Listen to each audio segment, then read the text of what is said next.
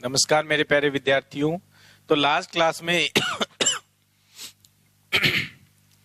Class में हम discuss कर रहे थे कि जो हमारे पास कुछ असमीकाएं थी उनको हमने ज्यामितीय रूप देखा था, जो त्रिभुज की असमीकाएं थी। ठीक है, उनका मीनिंग क्या होता है।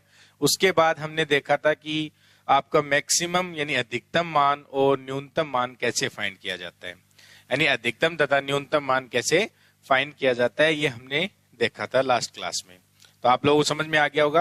मैंने मेथड भी बताए थे और मैंने कहा था कि आप उसको डायग्राम बना के उससे भी देख सकते हैं। ठीक है, और लास्ट क्लास में हमने वर्त की समीकरण भी देखी थी, दोनों रूप देखे थे उसमें, और वहां पे केंद्र और त्रिज्या कैसे फाइंड करते हैं ये सब हमने वहां पे डिस्कस किया था। ठीक है, तो आज हम कंटिन्यूशन में करते हैं कि अगर हमारे पास कोई दो स्थिर बिंदु हैं, अगर कोई दो फिक्स पॉइंट है यानी स्थिर बिंदु हैं, तो उनका बिंदुपथ कैसे ज्ञात करते हैं, उनका बिंदुपथ कैसे ज्ञात करते हैं।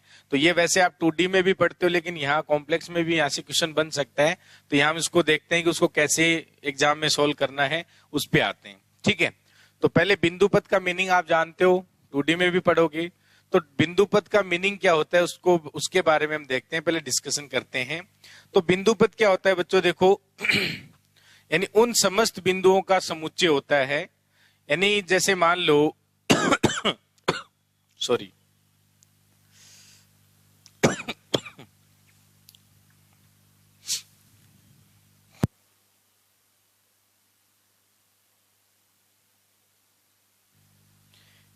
यानी बिंदुपथ का मीनिंग क्या होता है, यानी बिंदुपथ उन बिंदुओं का समुच्चय होता है जो कोई एक समान गुण रखते हो। यानी उन बिंदुओं का समुच्चय जो एक समान गुण रखते हो, और उन समान गुण रखने वाले बिंदुओं से जो वक्र बनता है वो उन बिंदुओं का बिंदुपथ होता है। जैसे मान लो एग्जांपल, ये वैसे लिखने की जरूरत नहीं है, आप वहां पे भी देख सकते हैं, जब आप 2D पढ़ेंगे तो वहां पे डिटेल से पढ़ाया जाएगा आपको। तो ऐसे में समझाने के लिए, जैसे मान लो अगर ये हमारे पास क्या है, कोई सर्कल है और इसकी मान लेते हैं रेडियस r है, और ये इसका क्या है, केंद्र है। तो ये जो परिधि पे जो पॉइंट है वो इस पॉइंट से क्या है, सारे समान दूरी पे हैं। तो यानी कहने का मतलब क्या हुआ कि इस A से ये जो परिधि पे स्थित जितने भी बिंदु हैं वो सारे क्या हैं, समान दूरी पे हैं। तो इसका मतलब उन बिंदुओं का समुच्चय जो समान गुण रखते हो, तो ये इस A से समान दूरी पे हैं, तो इनका समान गुण है कि नहीं है। तो इन बिंदुओं से जो मिलने वाला जो वक्र है वो इन बिंदुओं का क्या होता है, बिंदुपथ होता है। तो हमें पता है ये जो बिंदुपथ है ये क्या बना, वर्त बन गया। क्या बन गया, वर्त बन गया। ऐसे ही मान लो अगर हमारे पास ऐसे कोई दो पॉइंट होते हैं, ये मान लो ए है, ये कोई लाइन होती, ए बी लाइन है, तो यहां से हमें इन दोनों पॉइंट, ये दो मान लो कोई फिक्स पॉइंट होते, तो इनका बिंदुपथ फाइंड करना होता हमें। तो इसका बिंदुपथ फाइंड करेंगे तो किस तरीके से फाइंड करेंगे ये हमें देखना होता है। तो बिंदुपथ का मीनिंग क्या होता है कि उन बिंदुओं का समुच्चय जो एक समान गुण रखते हो, उन बिंदुओं का समुच्चय जो समान गुण रखते हैं वो बिंदुपथ होता है। तो समान गुण रखने वाले बिंदु, तो उन बिंदुओं से जो कर्व बनता है या वक्र बनता है आपका, वो उन बिंदुओं का क्या बन जाता है, बिंदुपथ बन जाता है। ठीक है, इसको मीनिंग ये होता है। तो हम इसको एज ए क्वेश्चन की फॉर्मेट में लिखते हैं और सोल्व करते हैं कि इनका मीनिंग क्या होता है। तो क्वेश्चन कैसे आएगा वो क्वेश्चन कैसे आएगा, कैसे पूछा जाएगा। वैसे इसको इंग्लिश में लोकस कहते हैं, और ये आप 2D के अंदर डिटेल से पढ़ते हैं, वहां पे और भी ये सारी चीजें वहां पढ़ेंगे, लेकिन कॉम्प्लेक्स में यहां से क्वेश्चन कैसा बन सकता है उस पर अपन डिस्कस करते हैं। तो लिखें, एक बिंदु का क्वेश्चन टाइप में लिख लो, यदि Z1 तथा Z2 दो स्थिर बिंदु हैं, यदि Z1 तथा Z2 दो स्थिर हैं, यदि Z1 तथा Z2 दो स्थिर बिंदु हो, यदि Z1 तथा Z2 दो स्थिर बिंदु हो, तो यदि Z1 तथा Z2 दो स्थिर बिंदु हैं तो Z का बिंदुपथ ज्ञात करो, Z का बिंदुपथ ज्ञात करो, Z का बिंदु पथ ज्ञात करो। ये हमारे पास क्वेश्चन आएगा इस टाइप से। जैसे मान लो फर्स्ट हम लेते हैं फर्स्ट लेते हैं, तो देखो यहाँ पे हमें 2D की तरह नहीं देखना है। यहाँ पे मैं आपको क्वेश्चन करने कैसे हैं उसके बारे में आइडिया दे देता हूँ। बिंदु पथ की डेफिनेशन मैंने आपको हिंट दे दिया कि उन बिंदुओं का समुच्चय होता है जो एक समान गुण रखते हैं। ठीक है, तो एक समान गुण रखते हैं तो उन जो बिंदु एक पथ बनाते हैं या जो वक्र बनाते हैं, कर्व बनाते हैं, वो उन बिंदुओं का क्या बन जाता है? बिंदु पथ बन जाता है। ठीक है, तो अगर Z1 और Z2 दो स्थिर बिंदु हो तो Z का बिंदु पथ ज्ञात करना है। तो फर्स्ट क्वेश्चन इसमें लिख लें कि अगर हमें ऐसा दिया जाए कि mod of Z minus Z1 equals to mod of Z minus Z2, जहां Z1 और Z2 क्या है? दो स्थिर बिंदु हैं और Z का बिंदु पथ ज्ञात करना है। ये क्वेश्चन बन गया। Z1 और Z2 क्या है? दो स्थिर बिंदु है, तो Z का बिंदु पथ क्या होगा? फर्स्ट कब कि Z क्या है, इसका मीनिंग क्या है पढ़ना सीखा हमने। अगर मैं ये कहता था कि mod of Z1 minus Z2, तो बच्चों इसका मीनिंग क्या होता था कि Z1 और Z2 के बीच की दूरी, इसका मीनिंग क्या है? Z1 और Z2 के बीच की दूरी, इसी को व्यक्त करता है। तो अगर मैं इसी तरीके से इसको पढ़ता हूं, देखो Z और Z1 के बीच की दूरी को व्यक्त कर रहा है और ये Z और Z2 के बीच की दूरी को व्यक्त कर रहा है। तो यानी Z ऐसा बिंदु है कि जिसकी Z1 से दूरी और Z2 से दूरी समान है। समान गुण हो गया इसमें, यानी जो Z है वो एक ऐसा कॉम्प्लेक्स नंबर है जिसकी Z1 से तथा Z2 से दूरी क्या है? समान है। हाँ या ना? यही कह रहा है वो। तो अगर मान लो Z1 और Z2 दो स्थिर बिंदु हैं, तो ये हमने लिख लिया। मान लो ये मेरा पॉइंट A है और ये मेरा कोई पॉइंट B है, इसका स्थिति सदिश मान लो Z1 है और ये Z2 को निरूपित कर रहा है। ठीक है, तो Z क्या है? Z एक ऐसा कॉम्प्लेक्स नंबर है जिसकी Z1 से और Z2 से दूरी क्या है? समान है। तो अब देखो अगर वो Z है वो कहां हो सकता है? अगर मैंने यहां Z लिया, यहां अगर मैंने Z लिया तो यहां से ये दूरी और ये दूरी तो समान है नहीं, तो इसका मतलब Z यहां नहीं हो सकता। अगर मैं यहां लूं तो ये भी Z समान नहीं हो सकता। अगर मैं इधर लेता हूं तो Z1 से दूरी ये होगी जबकि Z2 से दूरी ये हो जाएगी। तो हमें क्या करना है? हमें ऐसा कर्व बनाना है इसमें कि जिसमें जो Z की दूरी है वो हमेशा क्या रहे? Z1 और Z2 से समान रहे। तो अगर मैं यहां ये पॉइंट लेता हूं मान लो, तो इस पॉइंट की Z, मान लो ये Z पॉइंट है, तो इस पॉइंट की A से दूरी और Z2 से दूरी समान है। तो इसका मतलब अगर इस टाइप के मैं पॉइंट बनाने लगा तो ये बनेंगे कि नहीं बनेंगे? तो यानी ये जो आपके पास ये जो लाइन बनी ये क्या है? इसका बिंदु पथ है। क्यों? इस लाइन पे जितने भी Z पॉइंट रखे होंगे उन पॉइंट से Z1 की और Z2 की दूरी क्या है? समान है। तो यानी ये जो आपके पास mod of Z minus Z1 equals to mod of Z minus Z2 है, इसका जो बिंदु पथ होगा Z का वो क्या हो जाएगा? यानी ये आपके पास क्या होगी? लंबवत रेखा होगी और ये इसको दो समान भागों में यानी द्वि सॉरी तो लिख लें इसको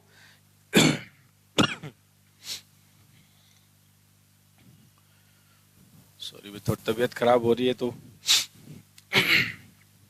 यानी हमें क्या करना था? हमें ऐसे बिंदु सिलेक्ट करने थे जिनकी Z1 से और Z2 से दूरी सेम हो।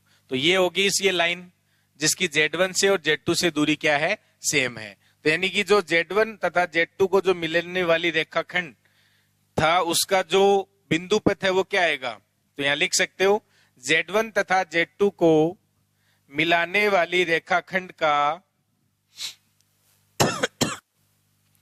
लंबवत समद्विभाजक, लंबवत समद्विभाजक Z का क्या बन जाएगा? बिंदु पथ। लंबवत समद्विभाजक।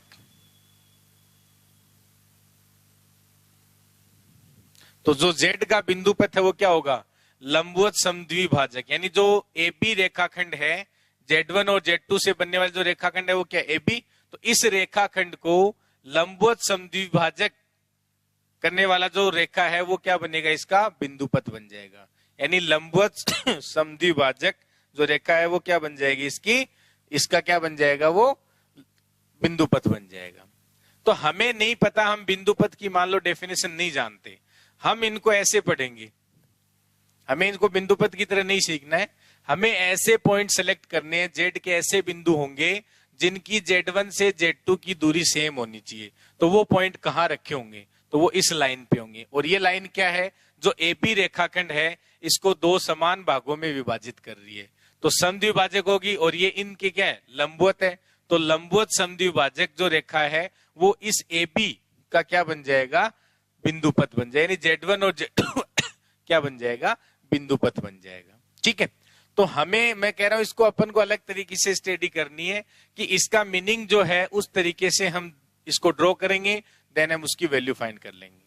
ठीक है, तो ये तरीका ध्यान रखें। और ये पढ़ना पहले से मैंने आपको बताया हुआ है कि इसको पढ़ते कैसे हैं, तो सेम वही तरीका रखना है। तो यानी कि जो इसका बिंदु पथ आएगा वो क्या आएगी, एक लाइन आ गई। इसका जो बिंदु पथ है वो क्या आई, एक लाइन आई जो इस रेखाखंड को लंबवत समद्विभाजक इन दो भागों में बांट रही है। तो ये लाइन ही तो हुई, तो इसका जो बिंदु पथ है वो क्या आ गई, एक रेखा आ गई, लाइन। ठीक है, ऐसे मान लो अगर आपके पास क्वेश्चन इस तरीके का होता कि सेकंड, यानी वो जेड फाइंड करने हैं, या इसका हम बिंदु पथ, इसको बिंदु पथ नाम देते हैं, या हम ऐसा भी बोल सकते थे यहाँ पे इसी को, फर्स्ट को, कि हमें ऐसे कॉम्प्लेक्स नंबर चाहिए जो इस प्रॉपर्टी को सेटिस्फाई कर रहे हो। तो ये जेड का बिंदु पथ ही है, वो क्या आई, ये जो लाइन है वो आ गई। ऐसे ही अब देखो ये तो बराबर है, देख लेना, थोड़ा इधर हो गया हो तो। अब देखो इसमें वो जेड हमें इकट्ठे करने हैं जिनकी Z1 से तथा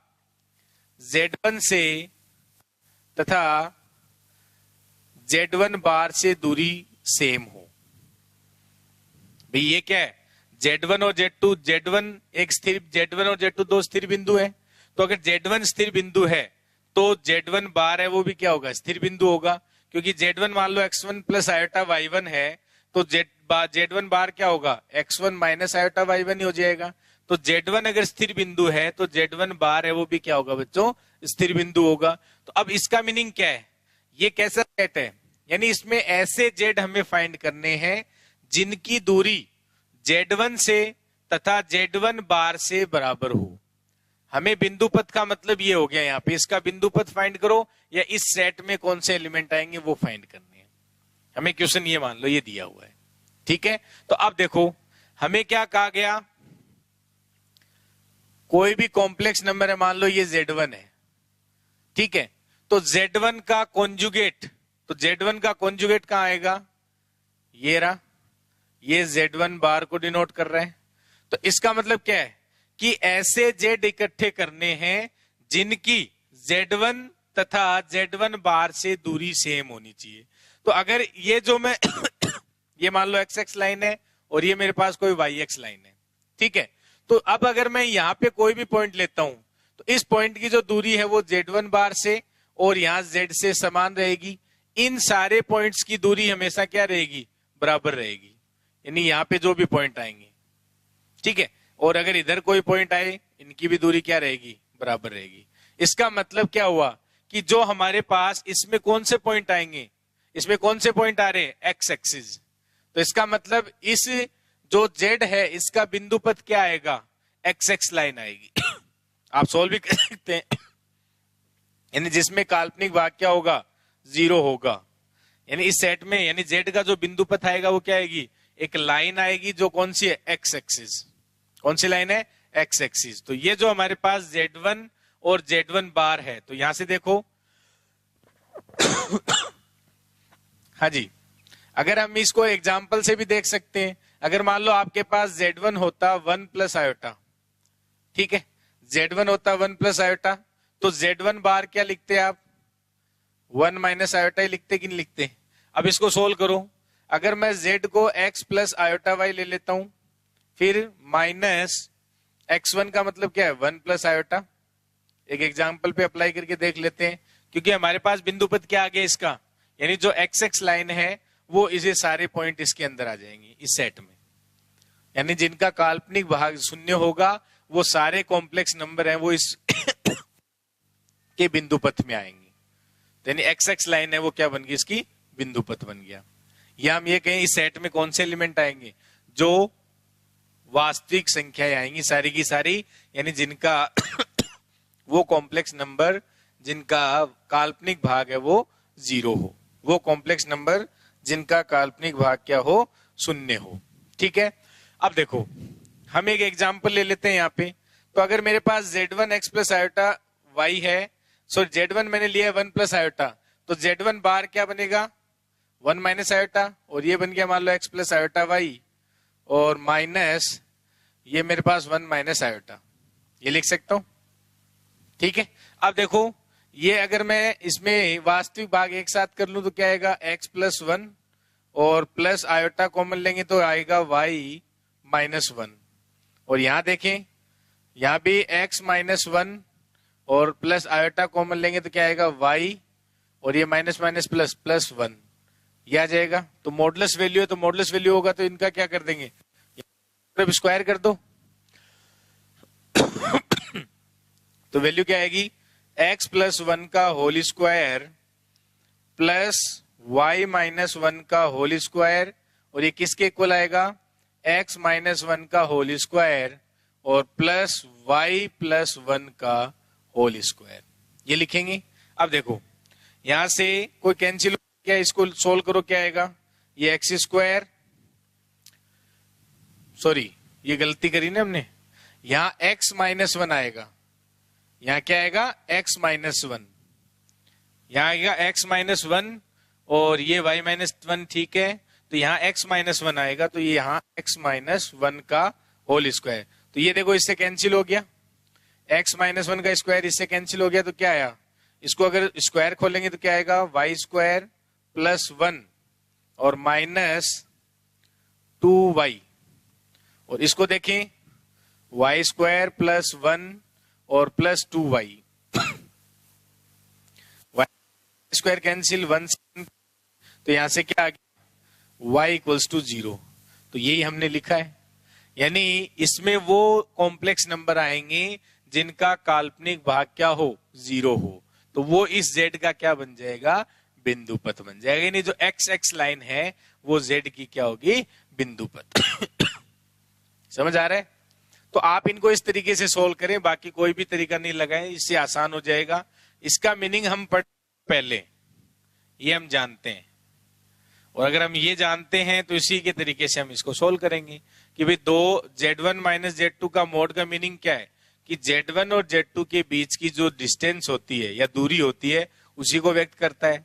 तो यानी यहां ऐसे कॉम्प्लेक्स नंबर इकट्ठे करो जिनकी z1 और z1 बार से दूरी क्या हो, सेम हो, यही हम सोल्व कर रहे हैं। जैसे पहले में हमने क्या किया, ऐसे कॉम्प्लेक्स नंबर जिनकी z1 और z2 से दूरी समान हो, यहाँ पे ऐसे कॉम्प्लेक्स नंबर जिनकी z1 और z1 बार से दूरी समान हो, तो ऐसे कॉम्प्लेक्स नंबर कौन से, एक्स एक्स लाइन आई, और यहाँ पे वो लाइन जो इस रेखाखंड को दो लंबवत यानी लंबवत समद्विभाजक हो, यानी जो इसके परपेंडिकुलर है, ये लाइन इसके परपेंडिकुलर है कि नहीं दो समान भागों में बांटने वाला हो। ठीक है, तो इस तरीके से हमें इसको पढ़ना आना चाहिए। आई थिंक समझ में आ रहा होगा कि हमें क्या करना है इसमें। तो इसी टाइप के क्वेश्चन है वो एग्जाम में पूछे भी जाते हैं। थर्ड क्वेश्चन लिखते हैं,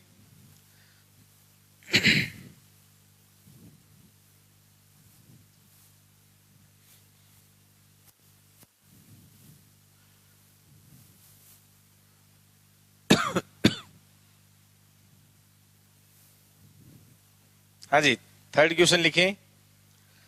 ये था हमारे पास z1 और z1 बार से ना। अब अगर हमें ये दे दिया जाए थर्ड कि ऐसे कॉम्प्लेक्स नंबर, या हम कहें उसका बिंदु पथ बताओ जिनकी z1 से दूरी तथा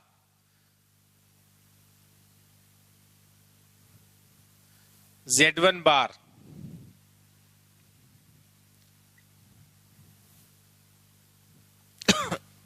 तो इसको हम क्या लिख सकते हैं, देखो z माइनस z1 का मोड इक्वल हो जाएगा z माइनस और माइनस Z1 बार।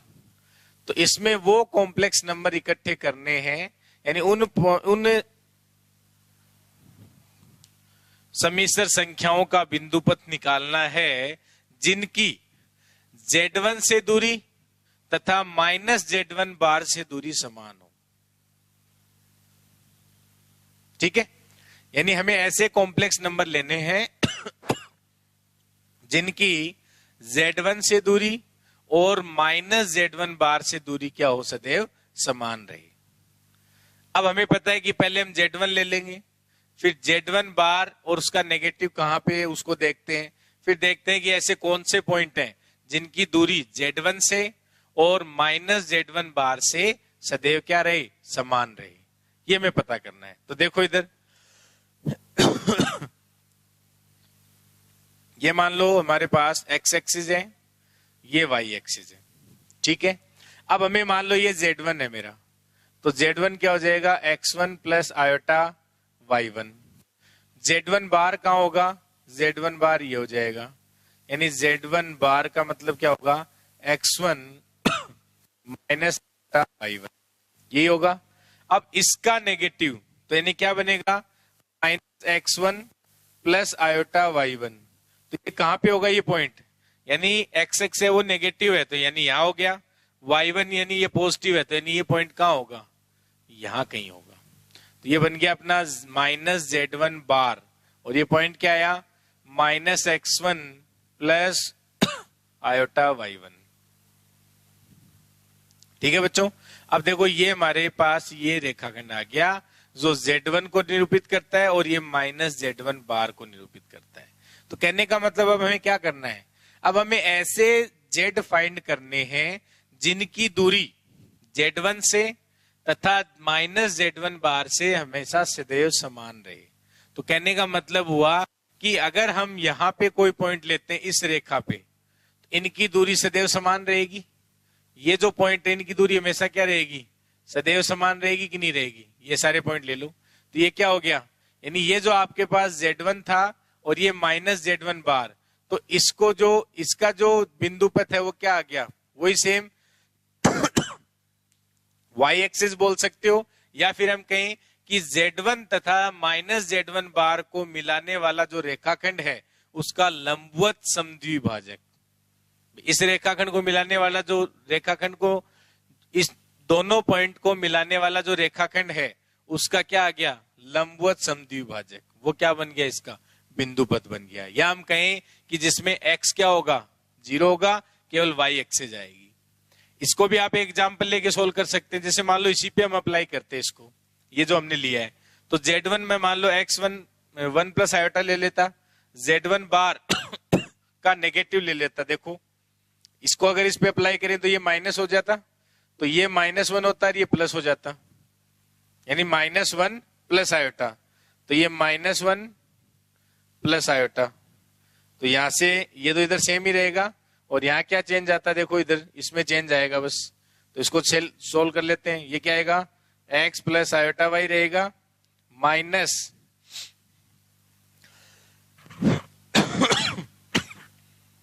तो इसको सोल्व करते हैं, यहां से यह आ जाएगा x प्लस 1 का होल स्क्वायर, और यहां से प्लस आयोटा कॉमन लेंगे तो y -1 ये आ जाएगा, होल स्क्वायर नहीं आएगा, मॉडुलस वैल्यू। अब इनका स्क्वायर करेंगे तो अब इसको सोल्व कर लो। भाई एग्जाम्पल से आप वेरीफाई भी कर सकते हो। ये मैंने 1 प्लस आयोटा लिया और यहाँ पे इसका बार बनेगा वो क्या आएगा, 1 माइनस आयोटा, फिर उसका नेगेटिव -1 प्लस आयोटा, ये यहाँ हो गया। ठीक है, अब इनका मॉडुलस, इसका मॉडुलस, फिर मैंने दोनों का स्क्वायर कर दिया। अब स्क्वायर करेंगे, देखो क्या आ गया, इसको सिंप्लीफाई करो क्या आ रहा है समझ आ रहा है बच्चों। हम क्या कर रहे हैं, केवल हम उस जो हमें लिखा है कि Z की Z1 से दूरी और Z2 से दूरी समान है, तो ऐसे कौन से पॉइंट आएंगे। Z की Z1 से और Z1 बार से दूरी समान है, तो ऐसे कौन से पॉइंट आएंगे। Z की Z1 से दूरी और माइनस Z1 बार से दूरी समान है, तो उनमें कौन से पॉइंट आएंगे। देखो यहाँ पे इसको सिंप्लीफाई करें, क्या आ रहा है, यह आएगा x -1 का whole square plus y minus 1 का होल स्क्वायर, इधर से तो ये आ जाएगा। और उधर देखें x प्लस 1 का whole square plus y minus 1 का होल स्क्वायर। देखो ये कैंसिल हो गया यहाँ से, और ये लिखेंगे तो वही x square plus 1 minus 2x हो जाएगा। और इधर से देखें तो ये एक्स स्क्वायर और ये प्लस 2x प्लस 1 बन जाएगा। ये एक्स स्क्वायर इससे कैंसिल हो गया, 2x 1 से कैंसिल हो गया, तो ये x इक्वल टू क्या आ गया 0। तो मैंने बताया था आपको y एक्सिस आएगा, या हम कहें कि Z1 तथा माइनस Z1 बार को मिलाने वाले रेखाखंड का लंबवत समद्विभाजक क्या बन जाएगा अपने, इसका बिंदुपथ बन जाएगा। क्या बन जाएगा, इसका बिंदुपथ बन जाएगा। तो इस तरीके से क्वेश्चन एग्जाम में पूछे जा सकते हैं। पढ़ने का मीनिंग समझ आ रहा है? आप इसको सिंप्लीफाई भी कर सकते हैं। अगर आप एक काम कर सकते हैं, अगर आप इसको जनरली सोल्व करना चाहते हैं तो Z1 को क्या लिखें, x1 plus iota y1, Z2 को ले लें जैसे फर्स्ट था कि mod of z minus Z1 equal to mod of z minus Z2, तो वहां z को हम x प्लस आयोटा y रख देते हैं, और जब Z1 है उसको हम x1 प्लस आयोटा y1 ले लेते हैं, और Z2 को हम x2 प्लस आयोटा y2 ले लेते हैं। ये वैल्यू सोल्व उसमें रखेंगे, दोनों तरफ मॉड है, स्क्वायर करेंगे देन सोल्व करेंगे, तो वहां से भी अपन उसको फाइंड कर सकते हैं। दोनों तरीके हैं। लेकिन ये पढ़ना सीख जाएंगे तो ये ज्यादा आसान है मेरे हिसाब से, तुरंत क्वेश्चन हो जाते हैं वहां पे। उनको ड्रॉ करा, देखा ये अच्छा ये होगा, ठीक है, समझ में आना चाहिए आप लोगों को ये चीज। 2D में तो फिर भी टफ होता है इन चीजों को फाइंड करना, यहाँ और आसान हो गया अगर हम ज्योमेट्रिकली देख रहे हैं तो। जैसे कल बताया था मैंने, अधिकतम वैल्यू और न्यूनतम वैल्यू जो हम फाइंड करते हैं, फिर मैं लास्ट में शायद 2 क्वेश्चन भी दिए थे आपको वो अलग टाइप के थे, उसमें दिमाग लगाते रहो, वरना फिर मैं वो टेस्ट में रखूंगा, बिल्कुल वो टेस्ट में रखे जाएंगे, फिर नहीं आएंगे तो वहां पे आपके मार्क्स कटेंगे। ट्राई करो उसको। लेकिन उस टाइप के एग्जाम में आपसे अगर आएंगे तो ये मान लो बहुत अच्छे क्वेश्चन होंगे, अगर एग्जाम में पूछे जाते हैं तो। अभी तक तो नहीं आया वैसा क्वेश्चन। हाँ जी, नेक्स्ट लिखें। ये समझ आ गया सबको? जो y एक्सिस है वो क्या बन जाएगा, इसका लंबवत समद्विभाजक इस रेखाखंड का, ठीक है। तो ये इसका क्या बन जाएगा, बिंदुपथ। अब देखते हैं नेक्स्ट 4। ये भी लिख लिया होगा आपने सबने। 4 लिखें कि अगर हमारे पास अब ऐसे पॉइंट हो कि z belongs to C such that z minus z1 बार और z माइनस या प्लस z1 बार, अब ऐसे कॉम्प्लेक्स नंबर लेने हैं जिनकी z1 बार से दूरी और माइनस z1 बार से दूरी समान हो। कैसे? इसको मैं ये लिख सकता हूं ना, z माइनस z1 बार, और इसको हम लिख सकते हैं z minus sorry minus z1 बार। ये लो। इसका मीनिंग क्या है? हमें ऐसे कॉम्प्लेक्स नंबर फाइंड करने हैं जिनकी z1 बार से दूरी और माइनस z1 बार से दूरी सदैव क्या रहे, समान रहे। सदैव क्या रहे, समान रहे। ठीक है, तो इसका मतलब क्या हुआ, पहले हम देख लेते हैं कहां पे है पॉइंट। तो हमने, ये हमारा x एक्सिस है, ये हमारा मान लो y एक्सिस है। ठीक है, हम ले लेते हैं ये मेरा z1 है जो x1 प्लस आयोटा y1 है। ठीक है, कोई दिक्कत नहीं है। फिर अगर z1 बार है वो कहां होगा, यहाँ पे z1 बार हो जाएगा, तो z1 बार यानी ये पॉइंट हो गया। ठीक है, अब वो क्या कह रहा है कि इसका नेगेटिव ये तो z1 बार हो गया, और इसका नेगेटिव का मतलब तो यहां आ जाएगा ये पॉइंट। तो यानी कहने का मतलब क्या हुआ, इसको यहां ले लेते हैं, ये रेखाखंड बन गया, ये रेखाखंड। तो ये है माइनस z1 बार। समझ आ गया सबको? भाई ये z1 बार हो गया और ये माइनस z1 बार।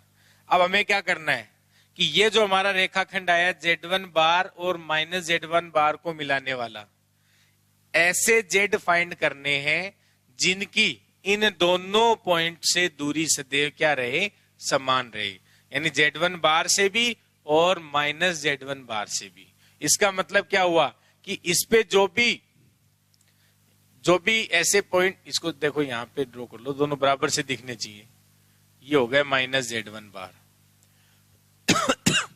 इसका मतलब क्या हुआ कि अगर मैं इनके लंबवत अगर कोई रेखाखंड खींचता हूं, ये वाली लाइन,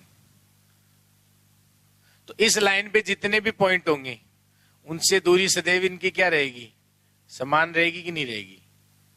और ये किसका इक्वेशन है, इस टाइप से। तो इसका मतलब क्या हुआ कि इसका जो Z1 बार और माइनस Z1 बार, इन दोनों को मिलाने वाली जो रेखाखंड है उसका लंबवत समद्विभाजक, और इस लाइन की इक्वेशन आप जानते हैं क्या होती है, y equals to mx, y equals to mx। अब कुछ बच्चे यहां गलती क्या करते हैं, इसको y इक्वल्स टू x मान लेते हैं। अब भाई जरूरी नहीं है कि ये लाइन हमेशा y इक्वल्स टू x ही हो, वो डिपेंड करता है कि इसकी जो स्लोप है, जो हम प्रवणता कहते हैं, ढाल कहते हैं, वो क्या है, m पे डिपेंड करेगा। अब Z1 बार और माइनस Z1 बार पे भी डिपेंड करेगा।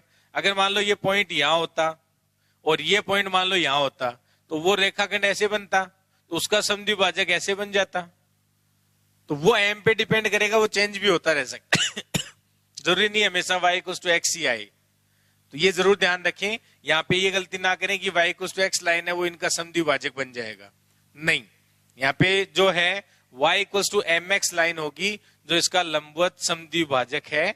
अब ये m है, ये डिपेंड करेगा कि हमारे पास सॉरी Z1 और Z1 क्या दिया हुआ है। जैसे एक एग्जांपल लेते हैं एक एग्जांपल लेते हैं, उससे समझते हैं इसको।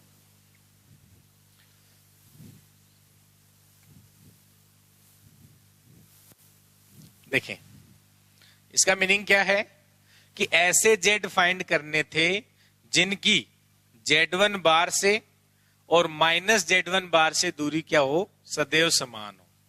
ऐसे Z फाइंड करने, तो हमने देखा कि ये लाइन आएगी। अब ये लाइन तो डिपेंड m पे कर रहा है, m क्या आएगा, हो सकता है ऐसे आ जाए ये लाइन, अब पॉइंट ऐसे हो जाए। ये सिचुएशन ऐसे भी तो हो सकती थी, देखो मान लो मेरा Z1 बार यहां होता तो ये Z1 बार हो जाता, अगर Z1 यहां होता तो Z1 बार यहां हो जाता। तो अब ये जो पॉइंट है मान लो ये माइनस Z1 बार हो जाता।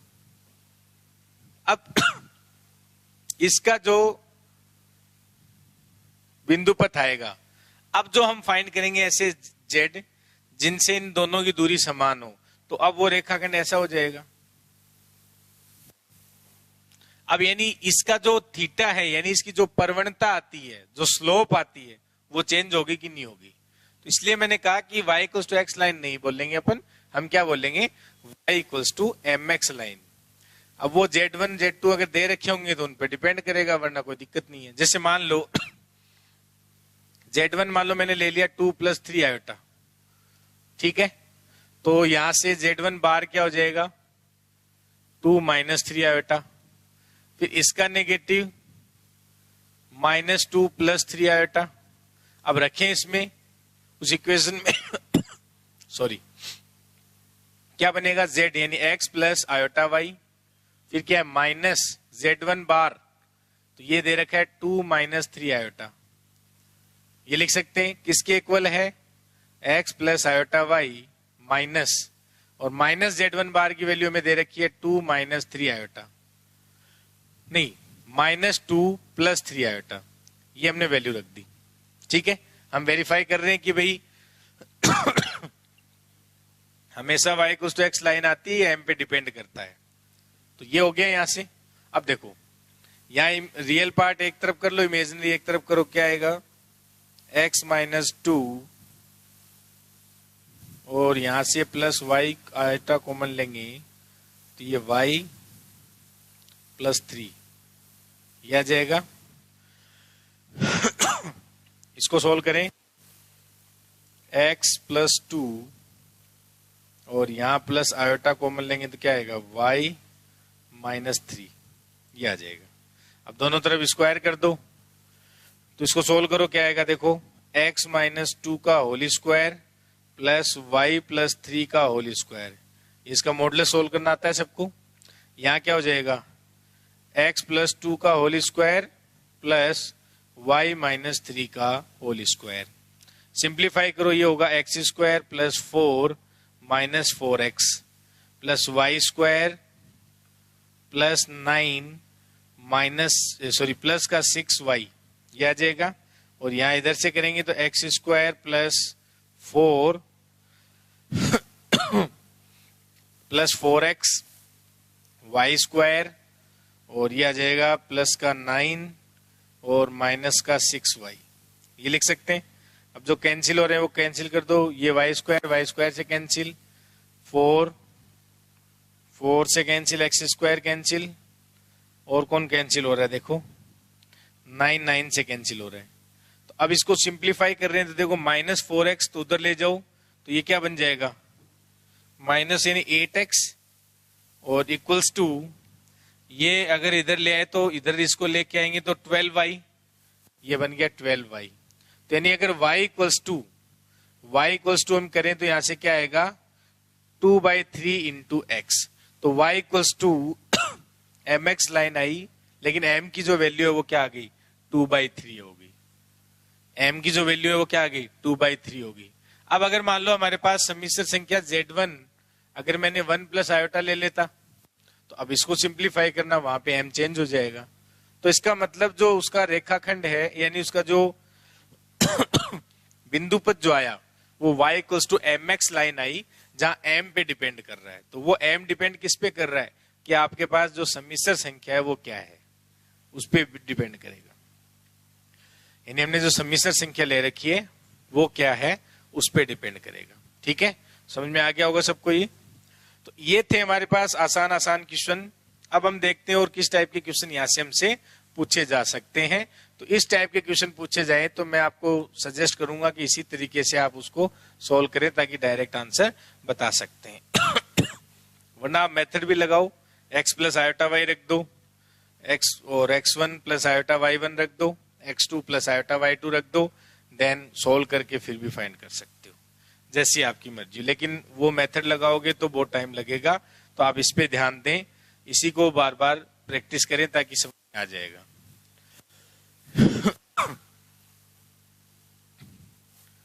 और अगर जो लाइन हमने देखी y equals to mx line थी ये वाली, और ऐसे कोई मान लो अगर हमारे पास z1 और z2 इस टाइप से होते, z1 और z1 जैसे मान लो एक एग्जांपल और लेते हैं।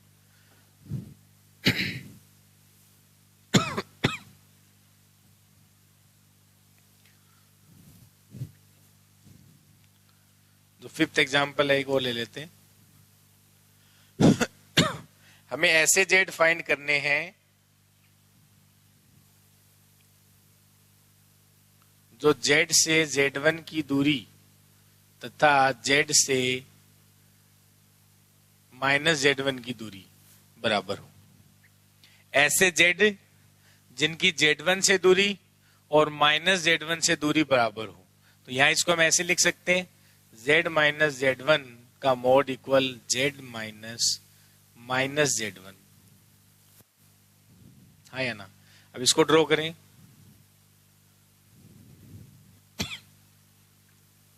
मान लो ये z1 है, तो z1 मान लो हमारा क्या है x1 प्लस आयोटा y1।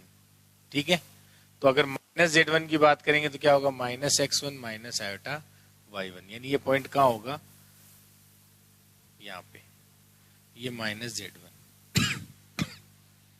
ठीक है, अब ऐसे हमें z फाइंड करने हैं जिनकी z1 से दूरी और माइनस z1 से दूरी सदैव क्या रहे, समान रहे, बराबर रहे। तो इसका मतलब क्या होगा, ये जो रेखाखंड आएगा जो इसका लंबवत समद्विभाजक होगा, ये इसका क्या बनेगा, बिंदु पथ बनेगा, क्योंकि इन सारे पॉइंट से इन दोनों की दूरी हमेशा क्या रहेगी, सदैव समान रहेगी। अब ये जो रेखाखंड है इसकी हमें पता है कि इक्वेशन क्या लिखते हैं हम, y equals to -1/mx, y equals to -1/mx, या इसको y इक्वल्स टू mx लिख लो, फिर m कुछ भी हो सकता है, नेगेटिव पॉजिटिव ले सकते हैं, तो वो एक ही बात है। तो इस लाइन की जो इक्वेशन है -1/m इंटू x, और वो आती कैसे हमें पता है, क्योंकि ये जो लाइन है और ये लाइन, ये आपस में एक दूसरे क्या है, परपेंडिकुलर है, और अगर एक दूसरे के परपेंडिकुलर है, इसका मतलब इसकी जो प्रवणताएं हैं उनका जो प्रोडक्ट है यानी जो गुणा है वो -1 के इक्वल आएगा। तो अगर मान लो इसकी प्रवणता अगर m है तो इसकी क्या होगी फिर -1/m, क्योंकि m इंटू -1/m करेंगे तभी क्या आता है -1 सॉरी।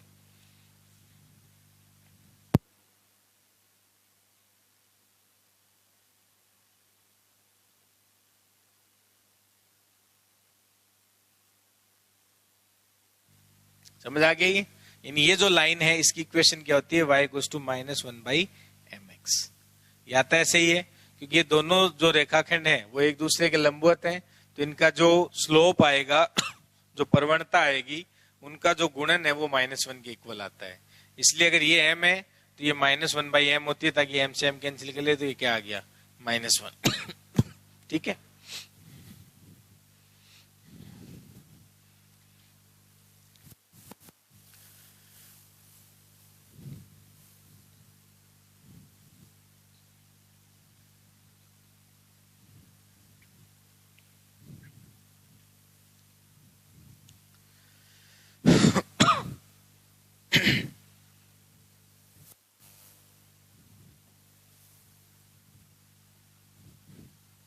और देखते हैं इसी टाइप के क्वेश्चन कैसे बन सकते हैं। हाँ जी, नेक्स्ट लिखें।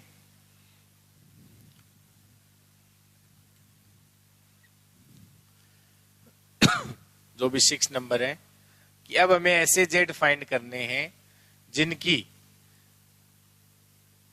z माइनस z1 का mode plus z minus z2 का मोड इक्वल हो z1 माइनस z2। पहले तो इसको पढ़ें, क्या मीनिंग है इसका। इसका मीनिंग क्या है कि हमें ऐसे कॉम्प्लेक्स नंबर फाइंड करने हैं या ऐसे जेड फाइंड करने हैं जिनकी z1 से दूरी तथा z2 से दूरी का योग पढ़े पहले इसको। हमें ऐसे जेड फाइंड करने हैं जिनकी z1 से दूरी तथा z2 से दूरी का योग किसके बराबर होना चाहिए, z1 और z2 के बीच की दूरी के बराबर होना चाहिए। समझ आ रही है? हमें ऐसे जेड फाइंड करने हैं जिनकी z1 से दूरी तथा z2 से दूरी का जो योग है वो z1 से z2 की दूरी के बराबर होना चाहिए। ये इसका मीनिंग है। देखो, अगर मान लो ये मेरे पास कोई पॉइंट है z1, ये मेरे पास कोई पॉइंट है z2, ठीक है। ऐसे जेड जिनकी z1 से और z2 से दूरी का जो योग है वो इन दोनों के दूरी के योग के बराबर होना चाहिए, ऐसा हमें पूछा गया है। अब देखो, अगर मान लो मैं एक पॉइंट यहां लेता हूं और एक पॉइंट मान लो ये जेड लेता हूं, तो जेड की z1 से दूरी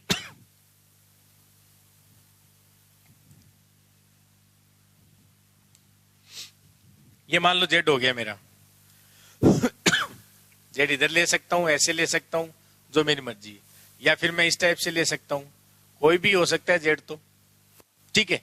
मान लो ये होता, चेक करना है हमें, तो हमें देखना क्या है इसमें, जेड ऐसे लेने हैं जिनकी z1 से दूरी और z2 से दूरी का जो योग है वो z1 और z2 के बीच की दूरी के बराबर होना चाहिए।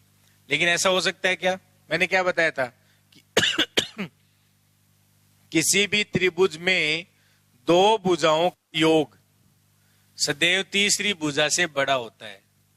किसी भी त्रिभुज में, अब एक त्रिभुज ही तो बन गया ये, तो किसी भी त्रिभुज में दो भुजाओं का योग सदैव तीसरी से क्या होता है, बड़ा होता है। ये चीज यहां भी अप्लाई हो जाएगी इसका मतलब क्या हुआ कि ना तो इधर जेड हो सकता और ना इधर जेड हो सकता, तो ये पॉसिबल नहीं है। फिर क्या करें, नहीं ले सकते। अब ये देखते हैं, ये Z1 है, ये Z2 है। अगर मैं यहां कोई पॉइंट लेता हूं तो ये Z मान ले लिया, तो दूरी और Z दूरी के बराबर है, बिल्कुल ठीक है।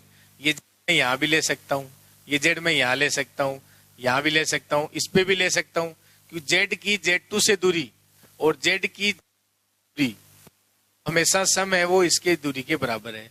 बिल्कुल यहां भी Z ले सकते हैं।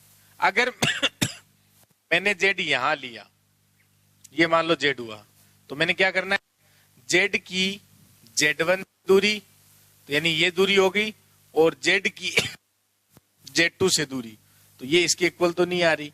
इसका मतलब क्या हुआ कि जो आपका रेखाखंड है Z1 और Z2 को मिलाने वाला, वही क्या बन जाएगा, इसका बिंदु पथ बन जाएगा। ये Z1 और Z2 को मिलाने वाला जो रेखाखंड है, ये खुद ही क्या बन जाएगा, इसका बिंदु पथ बन जाएगा। क्योंकि बाकी आप कहीं भी Z नहीं रख सकते, अगर आप इधर Z लेंगे तब भी ये इसको होल्ड नहीं कर पाएगा, कि Z की Z1 से दूरी और Z2 से दूरी का योग Z1 से Z2 की दूरी के बराबर रहना चाहिए। वो तभी रह सकता है जब Z1 से Z2 के बीच में किसी भी पॉइंट पे आप Z को रख दो। ठीक है, तो ये इसका क्या बन गया, तो लिख सकते हैं इसका जो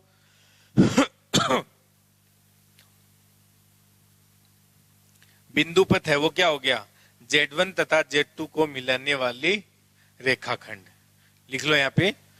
तो इस Z का जो बिंदु पथ है वो क्या आया, Z1 तथा Z2 को मिलाने वाला रेखाखंड। Z1 तथा Z2 को मिलाने वाला रेखाखंड। ये था हमारे पास। नेक्स्ट, अब देखते हैं और इस टाइप के क्वेश्चन कैसे पूछे जा सकते हैं।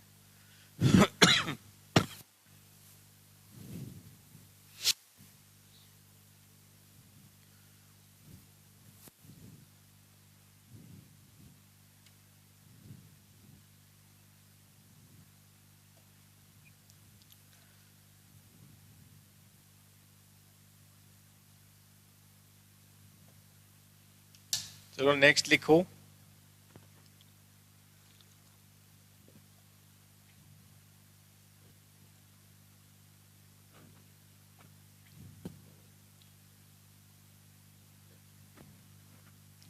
हाँ जी, नेक्स्ट लिखे।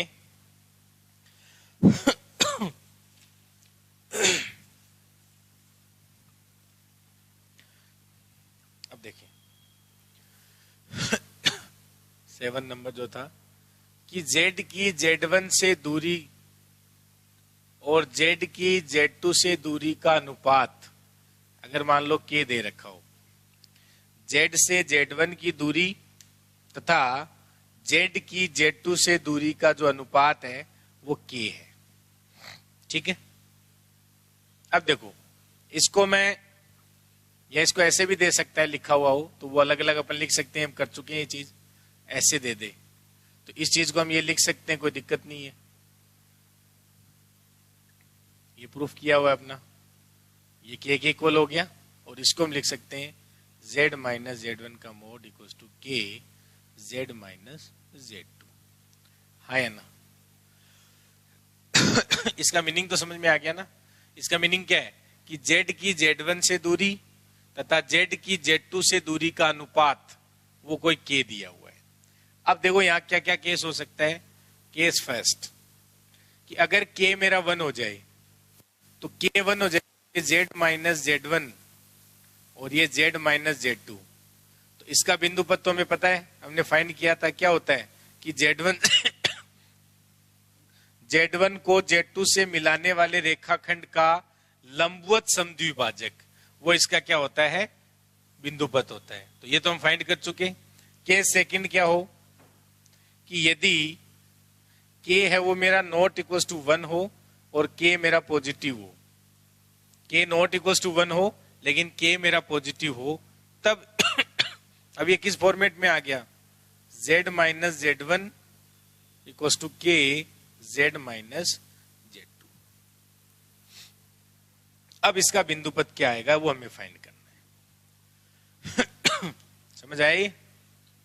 अब इसका बिंदु पद क्या आएगा वो हमें फाइंड करना है, यानी z minus Z one, z की z1 से दूरी और यहाँ z की z2 से दूरी का k गुना है। k क्या है, कोई भी पॉजिटिव नंबर है लेकिन 1 नहीं है, क्योंकि 1 होगा तो उसके लिए हम सोल्व कर चुके हैं। वो क्या होता है, यानी z1 को z2 से मिलाने वाली जो रेखाखंड है उसका लंबवत समद्विभाजक उसका बिंदु पद बनता है। इस केस में इसका बिंदु पद क्या होगा ये हमें पता बताएं भाई। सोल्व करें सभी इसको।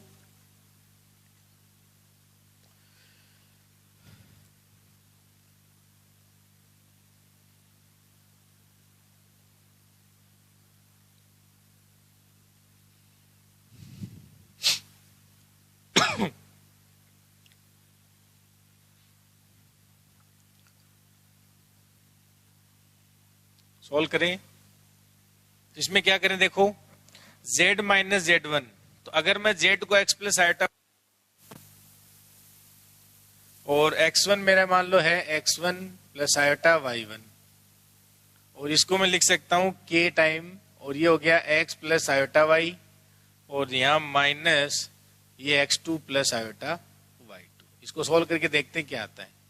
ठीक है, तो ये क्या बन गया, x minus x1 plus iota common लेंगे तो ये आ गया y माइनस y1, और यहाँ ये k time x minus x2, और यहां से अगर आयोटा कॉमन लेंगे तो क्या आएगा y माइनस y2, ये लिख सकते हैं। ठीक है, वो दोनों तरफ स्क्वायर कर दो तो ये स्क्वायर हो जाएगा और ये स्क्वायर हो जाएगा। क्या कर सकते, x minus whole square plus y minus y1 का होल स्क्वायर इक्वल्स टू क्या हो जाएगा, यहाँ से k स्क्वायर, और ये होगा x माइनस x2 का whole square plus y minus y2 का होल स्क्वायर, ये हो जाएगा। ठीक है, अब देखो इसको अगर सिंप्लीफाई करेंगे तो ये हो जाएगा x स्क्वायर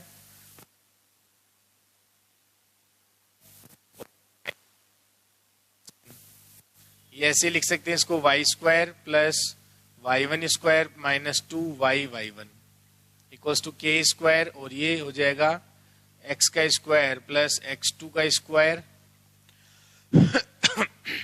और यहां से हम देखना चाहिए ये बन जाएगा माइनस 2x(x2),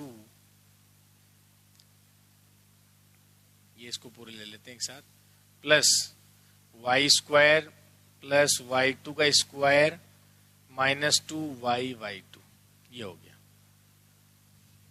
ठीक है, तो अगर इसको एक साथ लिखेंगे तो क्या आएगा, देखो अगर x स्क्वायर वहां से क्या है, इसका गुणांक क्या है k स्क्वायर प्लस इधर लाएंगे -1 हो जाएगा, तो इसको मैं ये लिख सकता हूं, देखो कि k स्क्वायर -1, इसको मैं कॉमन ले लेता हूं, और ये x स्क्वायर और प्लस y स्क्वायर।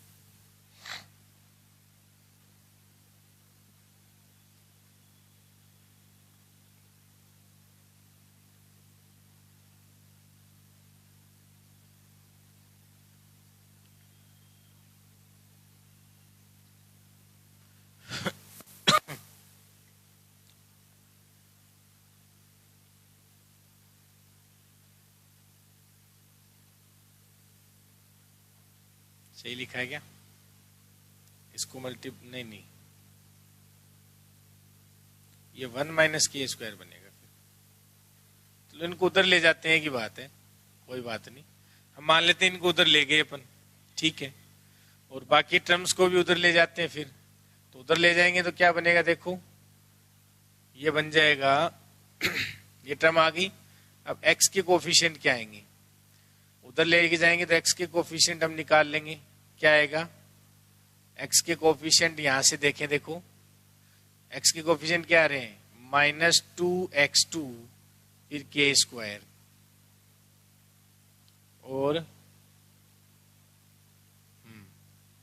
और इधर से यहां से x का कोफिशिएंट जाएगा उधर, तो प्लस का 2x1, ये x के कोफिशिएंट आ जाएगा। ऐसे ही y का कोफिशिएंट निकाल लो, प्लस कोई कांस्टेंट टर्म आएगी इक्वल्स टू 0, ये बनेगा। तो हमें पता है ये किसका समीकरण होता है, वर्त का समीकरण होता है, यानी x square plus y square, ये कोई कांस्टेंट टर्म मल्टीप्लाई है, ठीक है। इससे अपन डिवाइड भी कर सकते हैं क्योंकि m1 नहीं हो सकता, ठीक है। तो अगर इसको डिवाइड करेंगे तो ये x square plus y square plus x का कोफिशिएंट प्लस वाई का coefficient plus constant term equals to 0, तो ये क्या है हमारे पास, एक वर्त का समीकरण है। इसका मतलब क्या हुआ कि जब हम मॉड ऑफ z यानी z mod of z minus z1 equals to k time mod of z minus z2 करते हैं, जहां k नॉट इक्वल्स टू 1 और k अगर पॉजिटिव नंबर है, तो इसका जो बिंदु पथ आएगा वो क्या आएगा बच्चों, इसका जो बिंदु पथ आएगा वो क्या आएगा, वर्त, क्या आएगा, वर्त। तो इसका जो बिंदु पथ है वो क्या बन जाएगा, वर्त बन जाएगा। आप ये डायरेक्ट एग्जाम में ध्यान भी रख सकते हैं। ये जो अगर k की वैल्यू यहाँ पे नॉट इक्वल्स टू 1 और k पॉजिटिव हो, तो ये क्या बन जाएगा बिंदु पथ वर्त बन जाएगा। किसको डिनोट करेगा, ये वर्त को डिनोट करेगा। किसको डिनोट कर रहा है, ये वर्त को डिनोट कर रहा है, ठीक है। तो इसका जो रेखाखंड आएगा, सॉरी बिंदु पथ आएगा, वो एक वर्त आ जाएगा। इसका मतलब क्या हुआ, इसको हम क्या लिख सकते थे यहां से कि mod of z minus z1 upon mod of z minus z2 equal to क्या आया। तो इसका मतलब वर्त की यहां से हम एक नई डेफिनेशन भी पढ़ सकते हैं, यानी वर्त के अगर इसका बिंदु पथ वर्त बन रहा है, इसका मतलब क्या है कि z से वर्त किसे कहेंगे, यानी z की z1 से दूरी, यानी जो आपके पास, इसका मीनिंग क्या है पहले तो इसको पढ़ें, z की z1 से दूरी तथा z की z2 से दूरी का जो अनुपात है वो हमेशा क्या है, समान रहेगा। ये लिख सकते हैं, लिख सकते हैं। तो वर्त की यहां से डेफिनेशन हम पढ़ सकते हैं कि z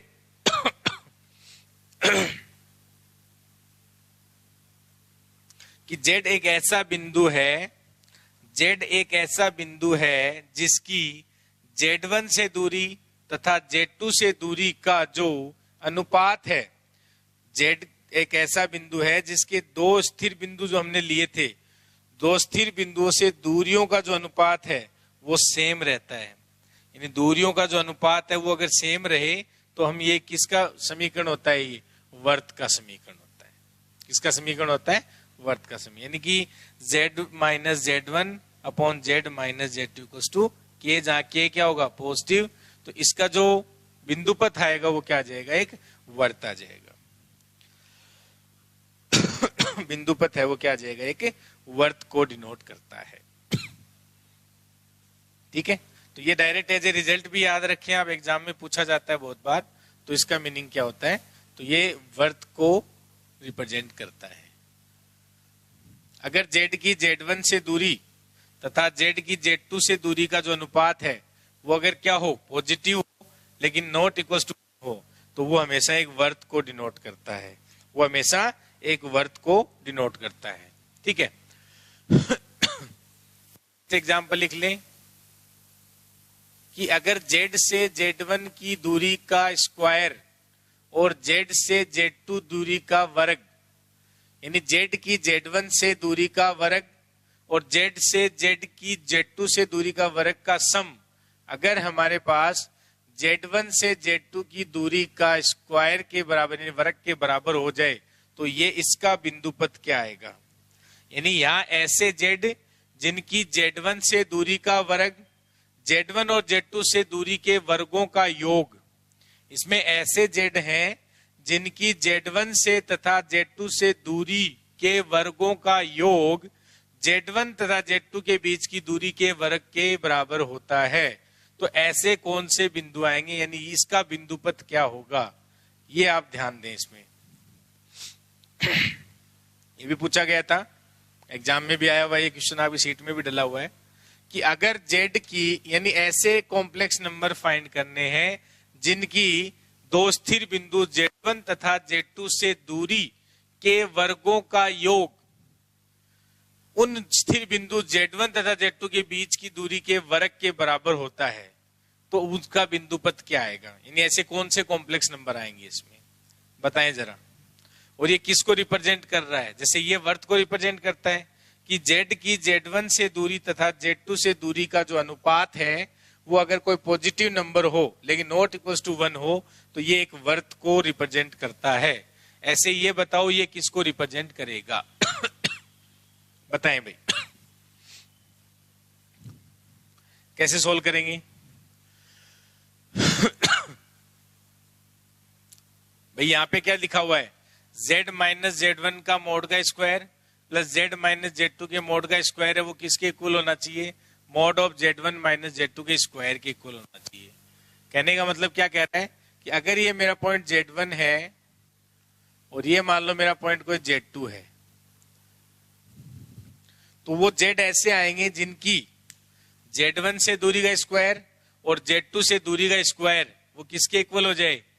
और इन दोनों के बीच की दूरी के स्क्वायर के बराबर हो जाए। तो आपने देखा होगा जब हम बचपन में पाइथागोरस प्रमेय लगाते थे कि मान लो यहाँ पे ये कोई एंगल है, ये मान लो ओ ए बी, ये त्रिभुज है कोई, तो ठीक है यहाँ पे हम क्या करते थे? मान लो ये x डिस्टेंस है, ये y डिस्टेंस है, तो ये x है, ये y है, तो ये कौन सी होती थी? ये डिस्टेंस हम फाइंड कर सकते हैं, नहीं कर सकते हैं? यानी पाइथागोरस प्रमेय से हम बोल सकते हैं कि x square plus y square z square के इक्वल। याद आ रहा है कुछ?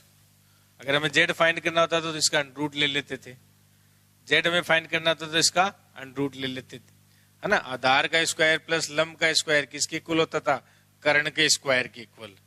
आधार का स्क्वायर प्लस लंब का स्क्वायर इक्वल्स टू कर्ण का स्क्वायर। याद है ना पाइथागोरस प्रमेय? तो यहाँ पे कुछ ऐसा ही तो हो रहा है। वो यही तो कह रहा है कि z माइनस z1 की दूरी का स्क्वायर यानी वर्ग और z की z2 से दूरी का वर्ग का सम z1 से z2 की दूरी के सम के बराबर है। तो इसका मतलब क्या हुआ कि यहां से ऐसे z लेने हैं जिनकी z1 से दूरी का वर्ग और z2 से दूरी का वर्ग का जो सम करें वो इसकी दूरी के सम के इसके दूरी के वर्ग के इक्वल हो जाए। और ये हमें पता था, पाइथागोरस प्रमेय लगाते हैं तो वहां पे वो कौन सा डिग्री का एंगल आता है? 90 डिग्री का एंगल आता है कि नहीं आता है? तो इसका मतलब ये जो एंगल आएगा ये हमेशा कितने डिग्री का होगा? 90 डिग्री का। भाई यहां से z से z1 की दूरी और z की z2 से दूरी के वर्ग का सम इनकी बीच की दूरी के वर्ग के इक्वल होगा, ये में दिया हुआ है। तो यहां से कोई भी z लो आप, तो उनके बीच की जो दूरी आएगी यानी बराबर आएगी और इनका वर्गों का जो योग है, ये z लेंगे तो ये 90 डिग्री पे होगा, 90 डिग्री एंगल बनेगा, हाँ या ना? तो इसका मतलब क्या हुआ कि z1 को z2 से मिलाने वाला ये क्या बन रहा है? ये सारे पॉइंट आएंगे यहाँ पे जितने भी होंगे, और ऐसे ही नीचे भी ले सकते हो आप। तो यानी ये एक वर्त बनेगा। क्या बन रहा है ये? क्योंकि आपको पता होगा ये तो अर्धवर्त हो गया। अगर हम ऊपर वाले की बात करें तो आपने थोड़ा बहुत 2D का नॉलेज है तो आप जानते भी हो कि अर्धवर्त पर बना कोण हमेशा क्या होता है? समकोण होता है। ये जो अर्धवर्त पे बना कोण, ये टच कर लेना इसको, जो अर्धवर्त पे बना कोण है वो हमेशा क्या होता है? समकोण होता है। ये सारे जेड आएंगे उसमें। अर्धवर्त पे बना कोण हमेशा क्या होता है? समकोण होता है। तो ये वाले जेड उसमें आएंगे, तो फिर नीचे वाले भी सारे आ जाएंगे। तो यानी इसका जो बिंदु पथ है वो कौन बन रहा है? एक वर्त बन रहा है। एक मेथड है कि आप x को तो z को रखो x प्लस आयोटा y, और z1 को रखो x1 प्लस आयोटा y1, और z2 को रखो x2 plus iota y2, then solve करो। लेकिन वो करने की जरूरत नहीं है। यानी z की z1 से दूरी और z2 से दूरी के वर्ग किसके? तो इसमें पाइथागोरस प्रमेय लगाते हैं अपन, ध्यान होगा आपको, हाँ या ना? ये तो करते हैं उसमें। मान लो ये z1 होता, ये z1 होता और ये z होता, मान लो ये z1 है और ये z2 है। पाइथागोरस प्रमेय लगानी आती है सबको। तो ये डिस्टेंस क्या होती है? z minus z1, z minus z2 और किसका? इसका वर्ग प्लस इसका वर्ग का स्क्वायर इसके वर्ग के स्क्वायर के बराबर होता था। याद है क्या? अगर ये मेरी डिस्टेंस z माइनस z1 है, ये z माइनस z2 है, तो ये Z1 माइनस Z2 होती, तो इनकी दूरी का वर्ग का स्क्वायर, इनका सम, तो ये जो एंगल है वो कितना आता था, 90 डिग्री का एंगल। तो ये जो कोण है वो सारे क्या बनेंगे, 90 डिग्री पे। तो यानी ये जो बन गया वो अर्धवर्त। तो अर्धवर्त पे बना कोण वैसे भी हमें पता होता है समकोण होता है, ऐसे यहां बन जाएगा। यानी सब जगह क्या आएगा, वहां 90 डिग्री एंगल आएगा। अगर सब जगह 90 डिग्री एंगल आ रहा है, कोई भी आप पॉइंट लें, तो ये वर्त को डिनोट करता है, ये आपको पता भी है। हमेशा 90 डिग्री का एंगल रहेगा। ठीक है, तो इसमें लिख लें कि इसका जो बिंदु पथ आया वो क्या आया, जो बिंदु पथ है वो क्या होगा, वर्त। बिंदु पथ जो बनेगा वो क्या आएगा, एक वर्त को रिप्रेजेंट करता है। ठीक है,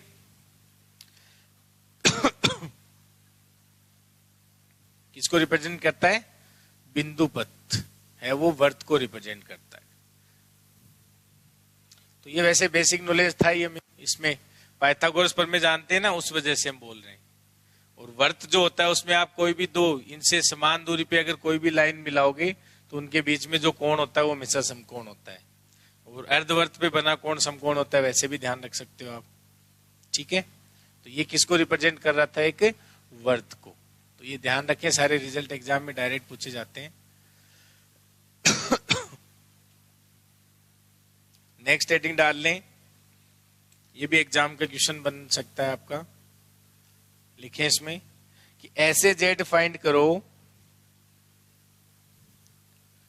जिनकी Z1 से दूरी प्लस Z2 से दूरी का जो सम आएगा वो किसी K के इक्वल हो।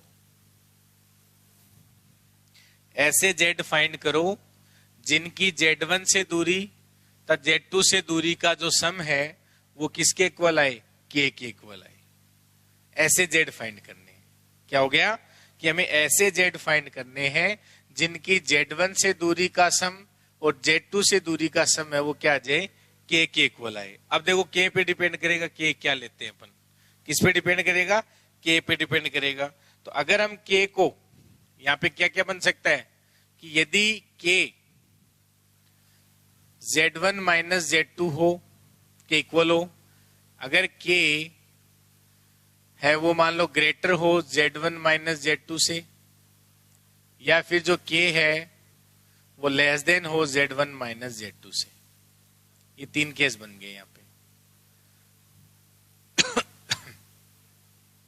समझ रहे हो, अगर यहाँ पे K मेरा Z1 माइनस Z2 के बराबर होता, तो ये तो अभी हमने बनाया था, याद होगा आपको, कि अगर Z की Z1 से दूरी और Z की Z2 से दूरी का जो सम है वो अगर Z1 से Z2 की दूरी के बराबर हो जाए, इसके बराबर हो जाए, तो ये क्या आता है, वो खुद जो Z1 को Z2 से मिलाने वाला रेखाखंड है वही क्या बन जाता है, इसका बिंदु पथ बन जाता है।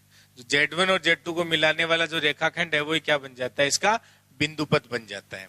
सेकंड की बात करते हैं, वो क्या कह रहे हैं कि Z की Z1 से दूरी प्लस Z की Z2 से दूरी सदैव ग्रेटर होगी Z1 से Z2 की दूरी से। हाँ जी, इसके बारे में क्या ख्याल है। अब जैसे नीचे वाला है तो हम डायरेक्ट डिस्कार्ड कर सकते हैं, कैसे कि Z की Z1 से दूरी और Z की Z2 से दूरी का जो सम है वो less than Z1 minus Z2।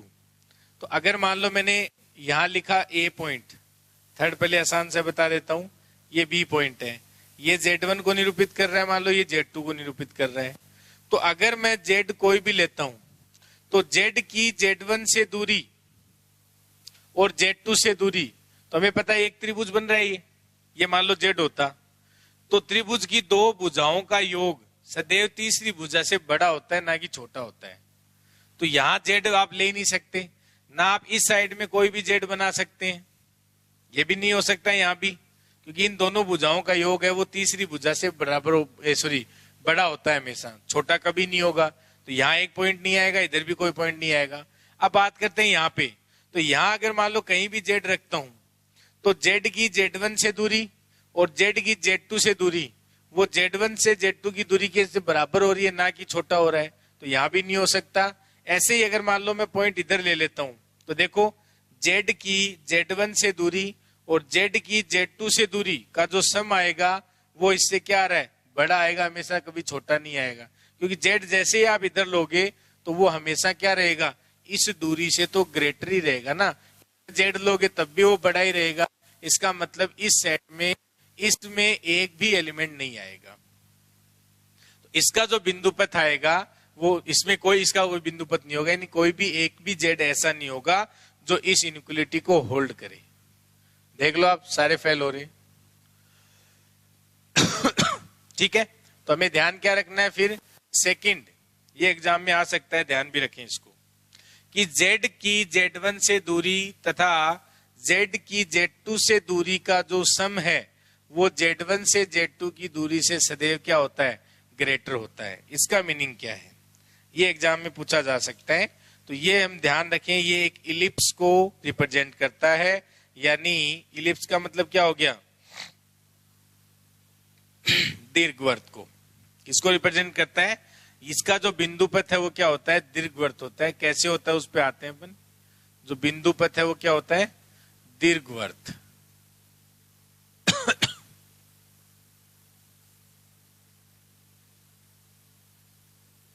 दीर्घवृत्त, अच्छे से लिख लें भाई इसको, दीर्घवृत्त। इसका जो बिंदु पथ आता है वो क्या होता है, दीर्घवृत्त होता है। अगर आप दीर्घवृत्त की डेफिनेशन जानते हैं तो अच्छी बात है, वरना अपन यहां से पढ़ेंगे इसको।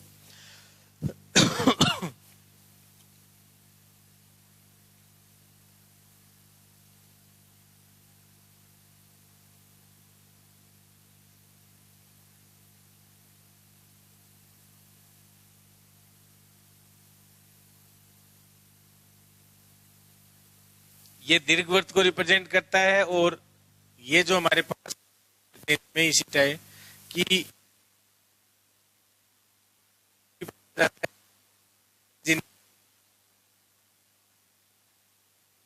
और z की z2 से दूरी का जो डिफरेंस है वो अगर लेस देन z1 से z2 की दूरी से हुआ तो ये जो है वो किसको रिप्रेजेंट कर रहा है, ये परवलय को रिप्रेजेंट करता है। किसको, परवलय को। किसको रिप्रेजेंट करता है, परवलय को, सॉरी अति परवलय, हाँ अति परवलय, पैराबोला। तो ये दोनों आप ध्यान रखें, और कल इसको अपन डिटेल से पढ़ लेंगे कि इसको, ये दीर्घवृत्त की इक्वेशन होती है कॉम्प्लेक्स फॉर्म में। z की z1 से दूरी तथा z की z2 से दूरी का जो सम है वो अगर z1 से z2 की दूरी से ग्रेटर रहे तो ये दीर्घवृत्त होता है। और अगर z की z1 से दूरी और z की z2 से दूरी अगर इक्वल रहे z1 की z2 से दूरी तो वो बनता है खुद रेखाखंड। और अगर z की z1 से दूरी तथा z की z2 से दूरी का जो डिफरेंस है अगर z1 से z2 की दूरी से कम रहता है तो ये अति परवलय। तो ये दोनों एग्जाम में डायरेक्ट पूछे जा सकते हैं, आप इनको ध्यान भी रखें, इंपॉर्टेंट लगा लें, इंपॉर्टेंट लगा लें इनको। इनका रीजन अपन कल पढ़ेंगे आके कि दीर्घवृत्त और ये क्या है, अति परवलय। तो ये आपको एनी टाइम याद होने चाहिए, कभी भी एग्जाम में डायरेक्ट पूछे जा सकते हैं। ठीक है। और ये तो पूछा भी गया था शायद एग्जाम में, आपकी सीट में दिया हुआ है।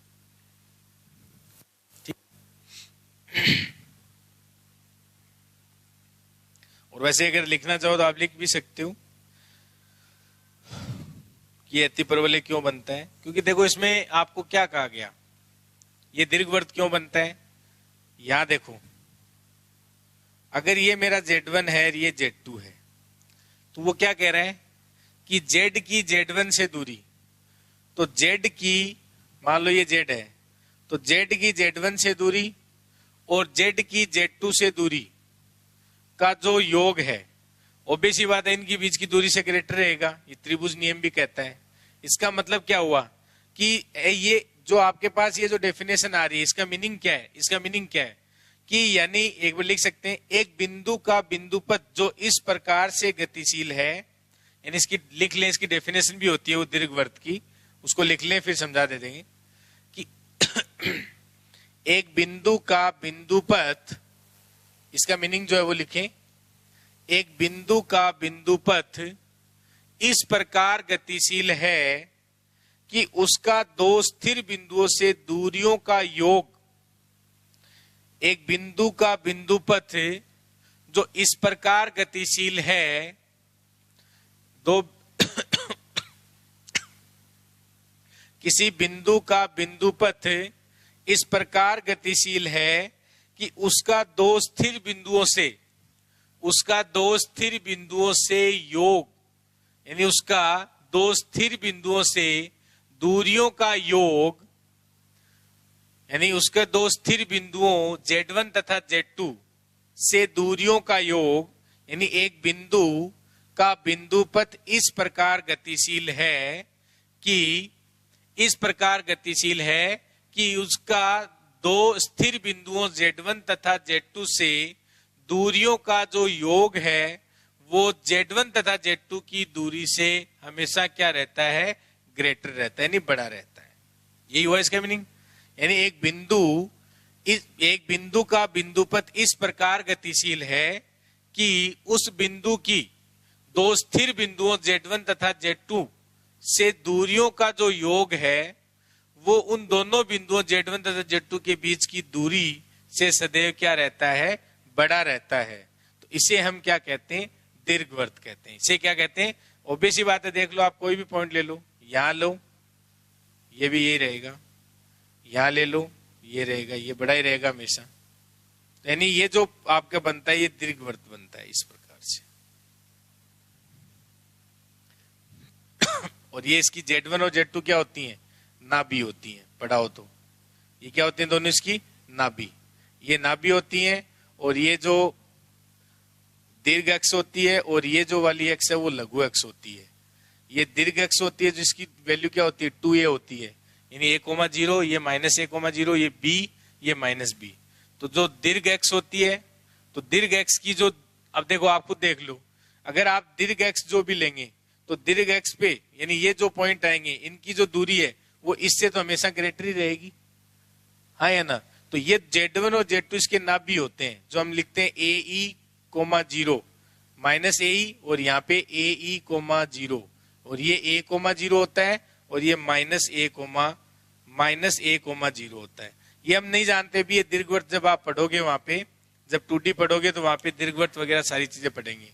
तो ये जो Z1 और Z2 है ये दोनों क्या है, नाभि है, ठीक है। तो यानी कि जब भी किसी भी बिंदु की दो स्थिर बिंदुओं से जो दूरियों का सम है वो अगर उन दोनों बिंदुओं की दूरी से हमेशा ग्रेटर रहे, तो ऐसे जो इस बिंदुपथ का जो है वो, ये जो बिंदुपथ है वो किसको निरूपित करता है, दीर्घवृत्त को। ये जो बिंदुपथ है वो किसको रिप्रेजेंट करता है, दीर्घवृत्त को। तो ये ध्यान रखें, दीर्घवृत्त कहते हैं इसको। ये दीर्घवृत्त की वैसे डेफिनेशन भी होती है। इस पे देखो क्वेश्चन भी पूछा जाता है एग्जाम के अंदर, और ये अति परवलय होता है कि Z की Z1 से दूरी, यानी एक बिंदुपथ इस प्रकार गतिशील है कि Z की दो स्थिर बिंदुओं से दूरियों का जो अंतर है वो अगर उन दोनों पॉइंट के दूरी का, यानी दोनों पॉइंट के बीच की दूरी से अगर कम रहे तो ये अति परवलय हो जाता है। ये क्या हो जाता है, अति परवलय। ये आप जानते हैं अति परवलय।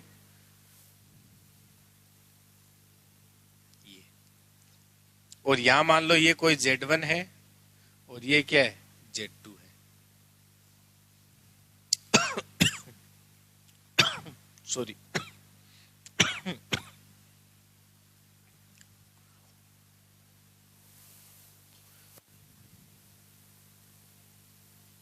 ये Z1 है और ये Z2 है। ये दोनों यहां इसकी नाभि हैं, Z1 और Z2 क्या है, नाभि। तो अगर यहां कोई भी Z होगा तो इस Z की Z1 से दूरी और इस Z की Z2 से जो दूरी होगी, ये जो दूरी और इस दूरी का जो डिफरेंस आएगा वो हमेशा इस दूरी से क्या रहेगा, छोटा रहेगा।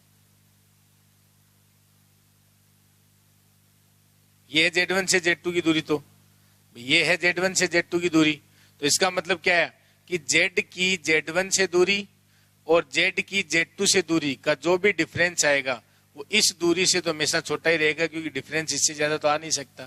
तो ये वो K को रिप्रेजेंट करता है, जहां अगर इसको मैं K लिख देता हूं, नहीं भाई, अगर मैं Z की Z1 से दूरी, Z की Z2 से दूरी, इनका डिफरेंस वो इसके इससे तो हमेशा छोटा ही रहेगा और इससे ज्यादा नहीं होगा कभी भी, तो इसके बीच की दूरी आती है ये वाली।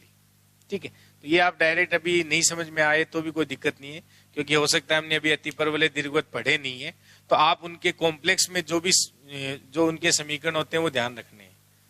ये Z की Z1 से दूरी, Z की Z2 से दूरी का जो सम है वो Z1 की Z2 से दूरी से ग्रेटर हो तो ये दीर्घवृत्त को रिप्रेजेंट करता है। और अगर Z की Z1 से दूरी, मॉडुलस क्यों लगाया, क्योंकि ये बड़ी हो सकती है, ये भी बड़ी हो सकती है, कोई पता नहीं है, वो Z1 Z2 पे डिपेंड करेगा। तो Z की Z1 से दूरी और Z की Z2 से दूरी का जो डिफरेंस है वो अगर Z1 से Z2 की दूरी से कम हो, ये अतिपर वाले को रिप्रेजेंट करता है। ये डायरेक्ट एग्जाम के लिए आप ध्यान भी रखें, और ये क्यों बनता है वो मैंने थोड़ा आइडिया भी आपको दे दिया है। ठीक है बच्चों, तो ये था हमारे पास कुछ बिंदुओं के बिंदुपथ कैसे, यानी दो Z1 और Z2 अगर स्थिर बिंदु दे रखे हैं तो उनके जो बिंदुपथ है वो हम कैसे फाइंड करते हैं। ठीक है, तो ये हमारा जो मेजर पोर्शन था वो इसका कंप्लीट हो चुका है, और हम कोशिश करेंगे कि नेक्स्ट क्लास में ये टॉपिक अपना क्या हो जाएगा, कंप्लीट हो जाएगा। ठीक है, तो ये थ्योरी को आप साथ साथ पढ़ते रहें, और उनके एग्जाम में डायरेक्ट कैसे अप्लाई होती है इस पे कल क्वेश्चन देख लेंगे अपन, है ना। चलो आज यहीं पे स्टॉप करते हैं, कल आते इस पे कुछ क्वेश्चन कर लेंगे, और नेक्स्ट जो थ्योरी बची हुई है वो भी आपको करवा देंगे। Thank you.